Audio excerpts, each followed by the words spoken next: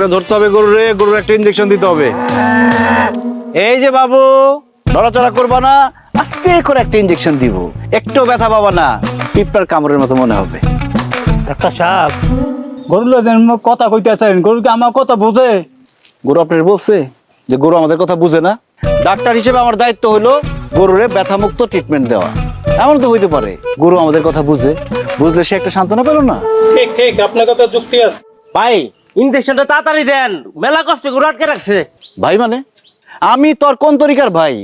আমি একজন ডাক্তার, একজন ডাক্তার রে তুই কম্পাউন্ডার হয়ে ভাই কস কোন আক্কেলে? ভাই আপনি তো গরুর ডাক্তার। গরু ডাক্তার হলে কি হয়েছে? আমি তো একজন ডাক্তার নাকি? ঠিক ঠিক, আপনার কথা যুক্তি আছে। ঠিক ঠিক না বাড়ায়া গরুটা ধরেন।